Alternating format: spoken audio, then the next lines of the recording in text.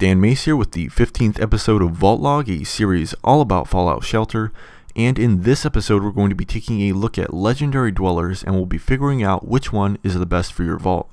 Now, legendary dwellers are going to be pretty familiar, and that's because they all come from previous Fallout games, and a lot of them in particular seem to come from Fallout 3.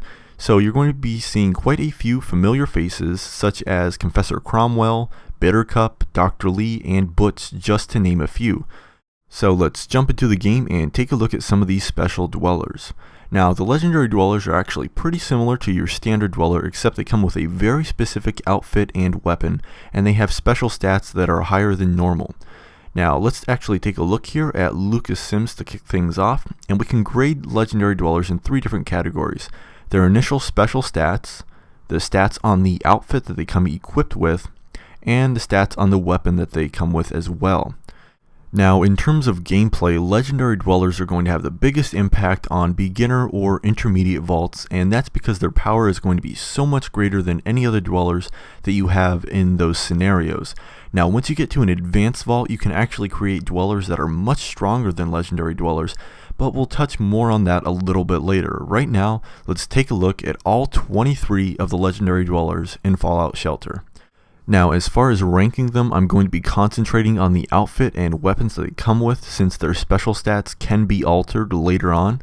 And let's actually take a look at our first four here. We have Piper, Three Dog, Preston Garvey, and Scribe Rothschild. Now, it is worth mentioning that some of these legendary dwellers do not come with weapons, which is kind of a letdown, but they can still have outfits that have pretty good stats. As you can see here, Preston Garvey probably has the best combo out of the four. And in this lineup, we have Lucas Sims, Moira Brown, Mr. Burke, and the Star Paladin Cross. Now, it is worth mentioning that some of these legendary weapons have really horrible attacks, especially that Wild Bill sidearm with 1-6 attack. And honestly, if you get a weapon with those kind of low values, I just recommend selling it for caps so you can get something out of it. And here we have Bittercup, Butch, Amata, and Alistair Tenpenny, and if you have a few minutes to spare, I'd recommend going on Google Images and looking up the original character models from Fallout 3 and comparing them to the Fallout Shelter ones. Some of the results are actually pretty close, and some of them not so much. And in this lineup, we have a good example of duplicate legendary weapons, so some of the dwellers are going to have duplicates of weapons or outfits. Speaking of which, we have Dr. Lee, Harkness, James, and Jericho here, and Dr. Lee and James both share the same outfit here, and that's not always a bad thing, especially in this case because we have the special stat in the +7 category instead of having them all spread out. Now, this means your dweller is going to be more specialized to a very specific task in the game, which I personally prefer. And moving on, we have Colonel Autumn, Eulogy Jones, Elder Lyons, and Confessor Cromwell. And yet again, we're met with legendary weapons that have really low attack values, and if you want to see some legendary weapons that actually have good attack values, you might want to check out episode 8 of Vault Log, where I compare two of the best in the game.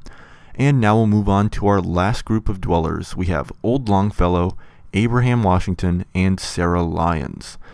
And as you can see, Old Longfellow's weapon actually has a somewhat decent attack range there. So out of all these dwellers, which one would be the best for a beginner vault? Because that's when these dwellers are going to make the most difference. And out of all of them, I think that Mr. Burke is actually going to give you the biggest advantage because of his lucky formal wear, which gives you luck +7. And luck is one of the most important special stats that you can have in the beginning of the game because it directly corresponds to the amount of caps you're going to be able to farm. So if you want to catch some more information on how luck affects your cap payouts, you may want to see episode 13 of Vault Log, which goes over all of that information. Now, let's say that you have an advanced vault. All the legendary dwellers that we took a look at today aren't going to have the same value for you as they would for a beginner player, because you can actually create dwellers that are much stronger than any of these legendary dwellers, and I go over how you can do that in episode 10 of Vault Log. And thank you so much for watching the Vault Log series. We've covered a lot of information in Fallout Shelter. You can find all the previous episodes and new episodes in the Vault Log playlist. And thank you so much for watching this episode, and have a great day.